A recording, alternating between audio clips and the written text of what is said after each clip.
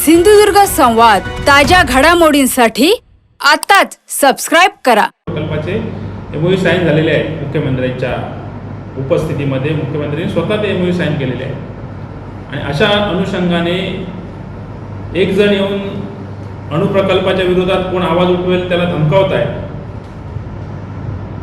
आणि एका ठिकाणी पालकमंत्री म्हणतात की मला काहीच माहिती नाही, या प्रकल्पाबद्दल तुम्ही खोटी अफवा पसरवू नका, अशा पद्धतीची भाषा या ठिकाणी ते करतायत। खरं म्हणजे ज्या दिवशी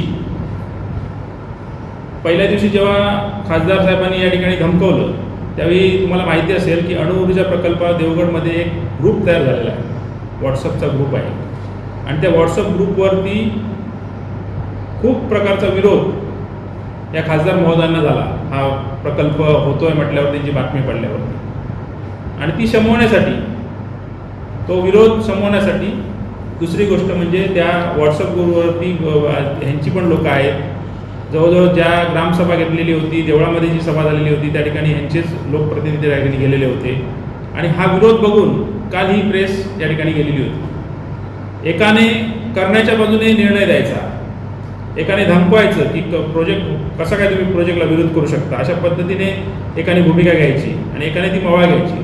तुम्हाला एक उदाहरण आठवत असेल की सिंधुदुर्गामध्ये आसगावमध्ये खनिकर्माचा विषय होता। इथल्या पालकमंत्र्याला किंवा प्रशासनाला विचारल्याशिवाय कुठचाही सर्वे आधी होत नाही। त्या अनुषंगाने त्या ठिकाणी सर्वे चालू होता, भूसंपादनाचा सर्वे चालू होता, मोजणीचा सर्वे चालू होता। त्यानंतर आसगाव नागरिकांनी, तिथल्या ग्रामस्थांनी विरोध केला, मोठ्या प्रमाणात विरोध केला। त्यावेळी पालकमंत्र्यांचाच एक माणूस तिथे जाऊन सर्वे करत होता, प्रशासन त्याला साथ देत होतं आणि दुसऱ्या दिवशी एवढा विरोध होता म्हटल्यावरती पालकमंत्र्यांची भूमिका शमली। त्या ठिकाणी हा विरोध झाला म्हटल्यावरती त्या ठिकाणी त्यांनी भूमिकाच बदलली आणि विधिमंडळाचं त्या ठिकाणी पावसाळी अधिवेशन चालू होणं असतं आणि त्यावेळी मोर्चा निघाला आसगावातनं, सावंतवाडीतनं, म्हणून त्यांनी भूमिका बदलली आणि तिथे जाऊन फक्त त्या लोकांना सांगितलं कोण आहे तुमच्याबरोबर, आम्ही आहोत।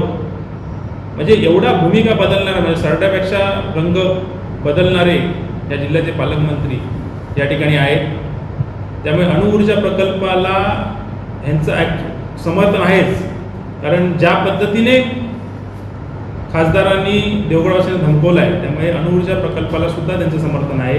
त्या आसगावमध्ये सुद्धा त्यांचा छुपा त्याच्यामध्ये आहे। लोकांचा विरोध झाल्यावरती ते मवा भूमिका घेतात। त्याच पद्धतीने अणुऊर्जा प्रकल्पाला ज्या दिवशी हिंदे आणि मुलग्यातनं विरोध व्हायला लागला